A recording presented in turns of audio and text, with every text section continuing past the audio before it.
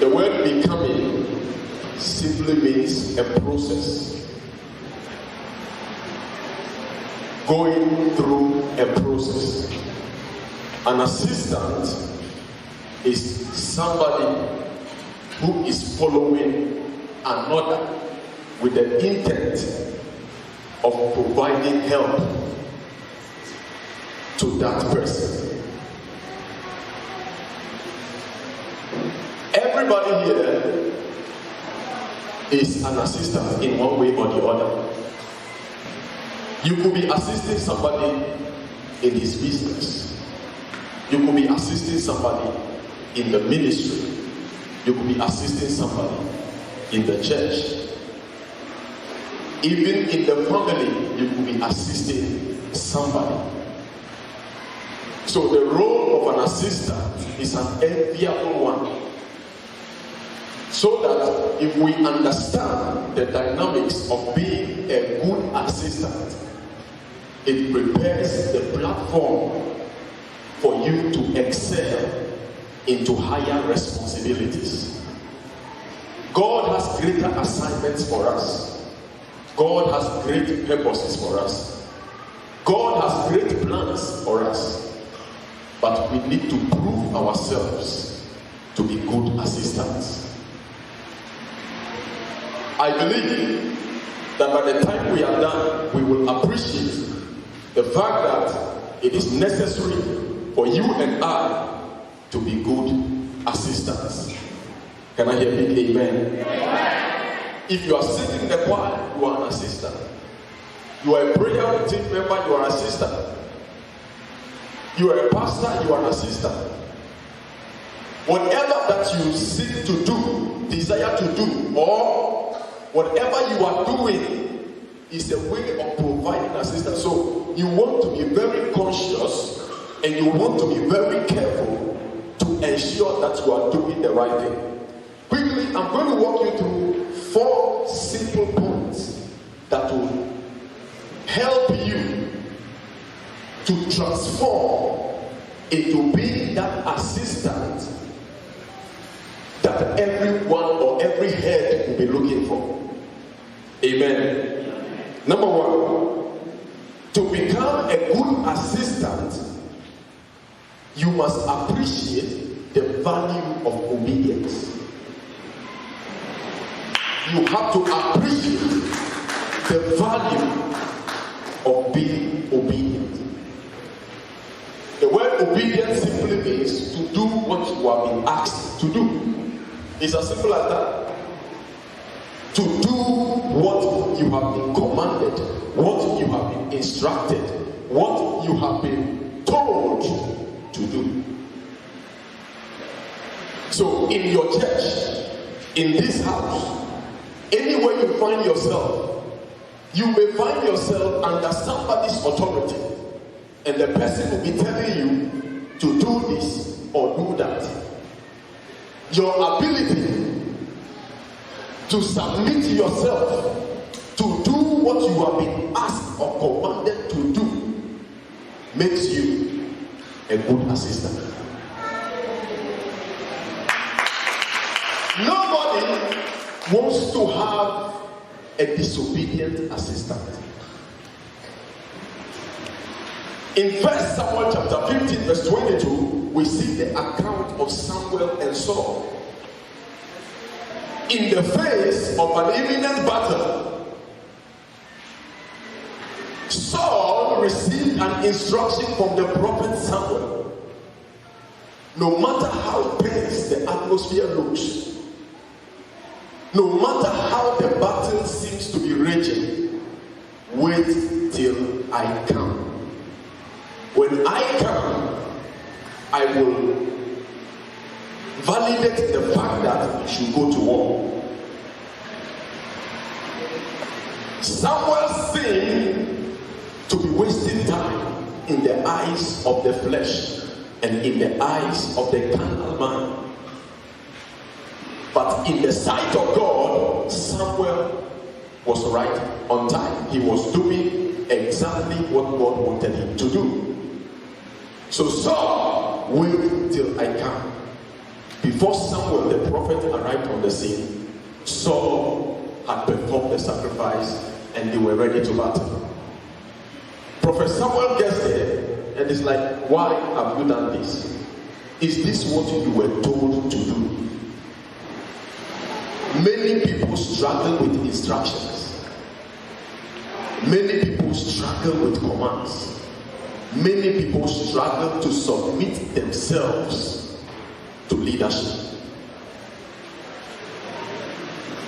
And so, in many cycles, in many departments, in many churches and organizations, you find people in heated arguments, heated controversies, heated misunderstandings, all because somebody don't want to understand himself and his role and his place.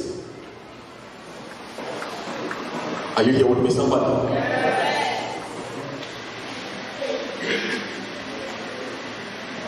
Saul did not obey a simple instruction. It cost him the throne. It cost him the throne. Do you know that all the problem we have in the world today is as a result of one man's disobedience? Hello? All the demons we are struggling with, all the sins we are struggling with, all the weaknesses we are struggling with, all the challenges that we are going through is just because one man disobeyed God.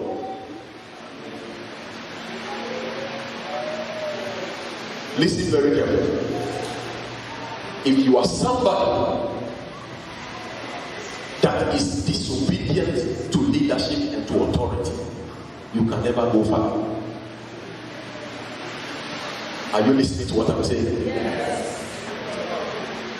Obedience will trigger you to the next level. Listen very carefully. God desires to walk with obedient people.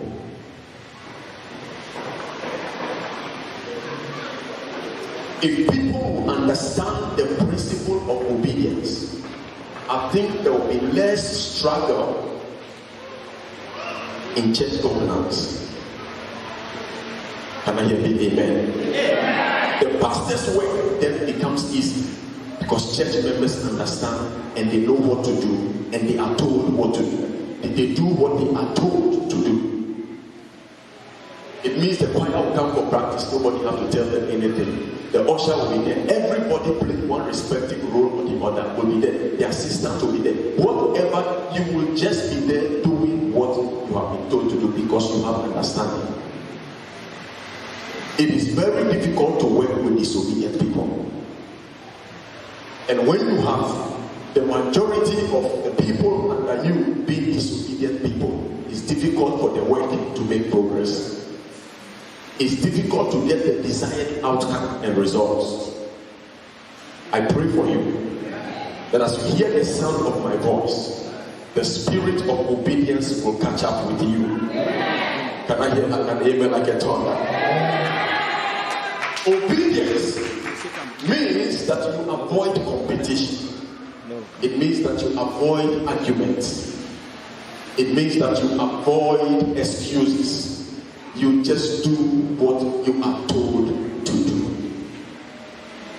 As long as what you are being told to do is not sin, but is an instruction that will help make the work desirable, you have to do it.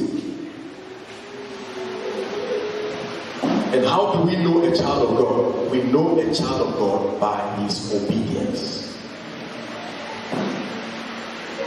It is Satan's nature to disobey. So anybody who walks in disobedience is possessing satanic nature. Are you here with me? Yes. Wave your hands. I just want to talk to you. I don't intend to get you to be so emotional. I just want to talk to you. Can I hear a big amen? Yes. Number 2, to become a good assistant, you must appreciate the value of selflessness. If you are going to follow a leader, if you are going to work in the ministry, if you are going to work in the church, if you are going to belong to the kingdom of God and work successfully, get results and be blessed, you must understand selflessness. You are not in the kingdom for selfish gains. You are not in the church for material possessions. Am I talking to somebody here? Yes. Hallelujah. Amen. If you go to preach and the money is not good, will you still preach? Hello? Hello? You finish doing what you are doing. Your pastor don't even thank you. That he didn't even recognize what you did. Will you still do it? Somebody said no. Hallelujah. Hallelujah. But I thank you for your honesty. You are just being honest. No. Hallelujah. Yes. You can be very honest, but you can be honest about the wrong thing. Can I hear a big amen? Hear me very clearly. You are not in church to make money. You are not in church in the house of God so that people will see how great and how powerful you are. You are here in the house of God to please God. It's number one. To do what? To please God. But you can't please God if you are not selfless. So the young rich ruler went to Jesus and said, Master, I want to follow you. Because he said, okay, you have to fast like this, you have to do this and do that. He said, all this I have kept from when I was a youth. So Jesus looked at him and he said, okay, I know when I can knock you out. You know what you're going to do now? I even want you to follow me, but this is what you're going to do now. Go and sell all that you have. Go and give it to the poor. You will have reward in heaven, and you come and follow me. What's happening here? This man looked at Jesus and said, oh, all that I have suffered for, all that I have labored for, I should sell it and give it to the poor before I can follow you. He put it, the Bible says he left with great sorrow. Hello? Jesus had access to all things. But he said, the birds have their nest, the foxes have their holes, but the Son of Man has nowhere to lay his head. In other words, he's not saying building a house is bad or sleeping on a good bed is bad. He was trying to tell them, I am not here on earth because of these things that you crave for, that you desire for, that you kill for, that you fight for, that you argue for, that you sweat for. That is not why I am here. I am here so that people will have life and that they should have it more abundantly. That is why I am here. Are you listening to me, somebody? If you are going to be a good assistant in the house of God, as an associate pastor, as a departmental leader, as a church usher, whatever that you do for God, anywhere, you have to be selfless. To be selfless means you don't think about yourself. It means you think about others first. That was the problem Gehazi had. Hallelujah. Yes. Gehazi had a big problem.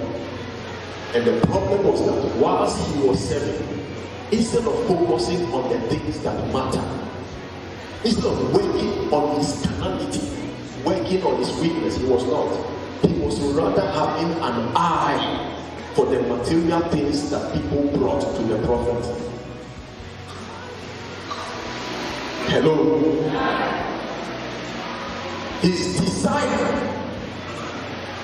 for material gains cost him the anointing and cost him his lifetime ministry. Selflessness is number one. If you are assisting a pastor You are not going to do your will. You will do what your pastor says you should do, not what you want to do. Is anybody hearing what I'm saying? Oh, this is what I want to do. This is what God is telling me to do. No. God is telling your head what he should do. And he will tell you what you should do. You don't hear God come and tell your head. Your head hears God tells you.